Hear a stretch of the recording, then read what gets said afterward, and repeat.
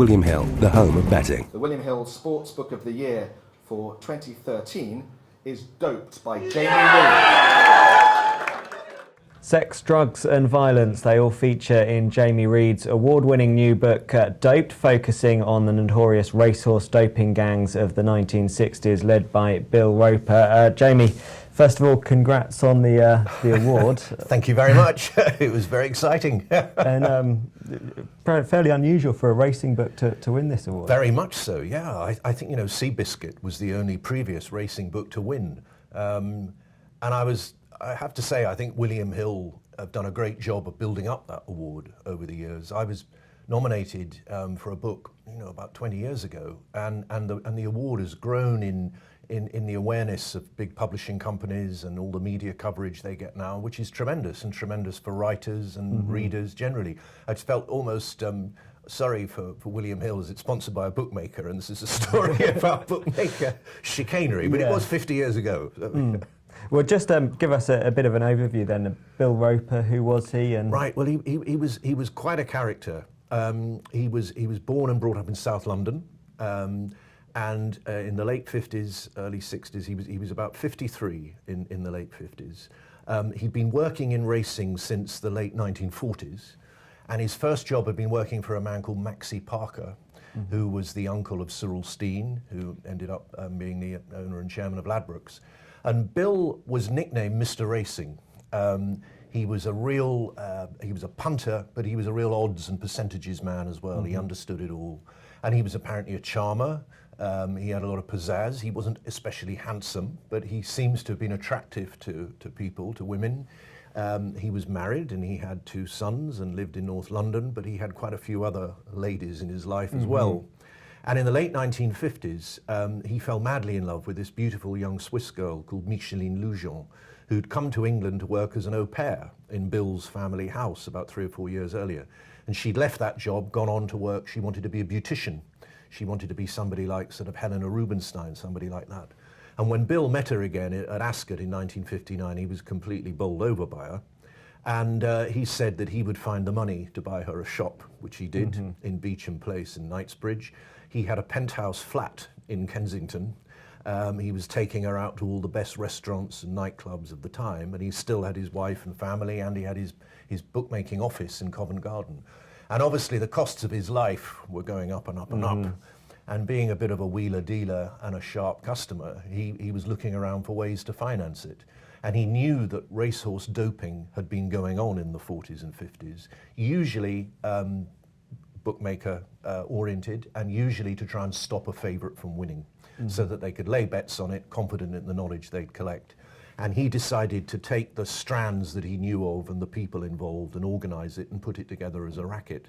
And he became so successful at it that he made a lot of money, but it gradually got him into a great deal of trouble. Well, one of the most surprising things I found reading the book is how high profile the horses were. Extraordinary, isn't it? It's Derby favourites and things like that. Absolutely. I think one of the things that helped them was that stable staff were shockingly badly paid in those days. They used to get sort of 1 half day off a fortnight. Some of them had to sleep on the straw in the box of the horses they looked after. They were earning the equivalent of about £0.5 crown a week. They call it 2 shillings and 6pence. It was nothing. I don't mean to suggest that therefore they all went on and were corrupted, but it was very easy for guys like Bill and his crew to recruit people into their employ. And indeed, they struck at the very top Noel Merlis's stable in Newmarket, which Warren Place, where Henry Cecil would go on to train, who was Merlis's son-in-law.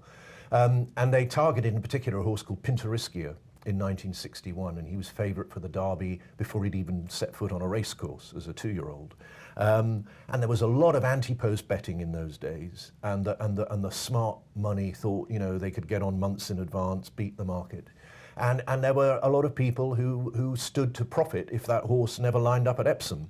And Roper's gang got at it not once but twice, and it was shocking. It wasn't funny, it was awful.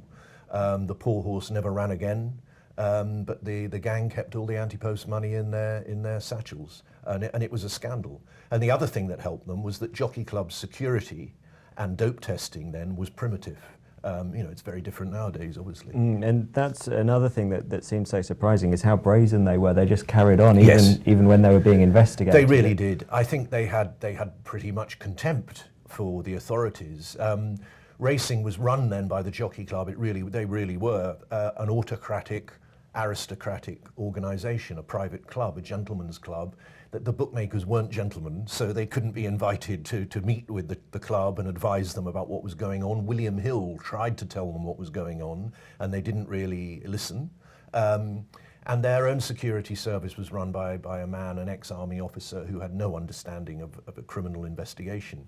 And it wasn't until Bill's gang, they infiltrated the stable of a man called Major Peter Cazalet, who trained for the Queen Mother at a very beautiful stable in Kent called Fairlawn.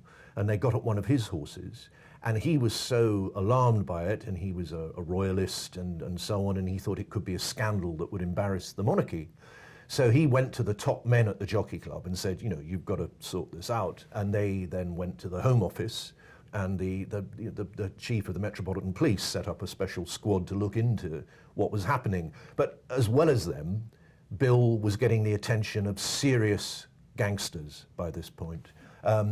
It was a time when a lot of the new gambling clubs were opening in the West End. There was a lot of money in high-stakes gambling. And some of the gangsters, they knew what Roper was up to, and they basically came along and said, right, now you're going to cut us in on it too, or else. So he had them on the one side and he had the law on the other. And in the end, they did track him down. Yeah, ended all rather messily, didn't it? Yeah. Interesting, though, since you've won the award, there's been talk of the book being made into a film. Absolutely, it's tremendously exciting. We had several inquiries about the film rights before the award was announced, and we've had a whole slew of them since then, and very serious players. And I think it would make a movie, I really do. And of course, at the moment, television is very sexy and fashionable, and you get very good actors will appear in television dramas with companies like HBO. And it could be that that's the route that it goes, a TV film maybe in 1 or 2 parts or 2 or 3 parts. But I think that period it's set in, I was growing up then, I was only about 8, 9 years old when Bill Roper's gang went down, but my grandmother had introduced me to racing, and she was a veteran punter. And I remember getting a bit of the flavour of it when she would take me to places like Lewes and Brighton and Epsom.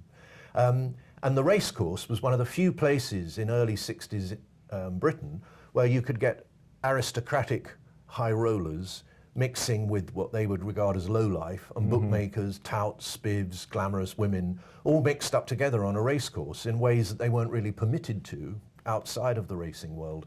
And I think film would do that very well. They'd capture that flavour, which I think people have enjoyed in the story. Yeah, very exciting, and possibly being made into a film. In the meantime, though, the book, Doped, it's available in shops now, and if you click on the link below this video, you'll be taken directly to the Racing Post shop.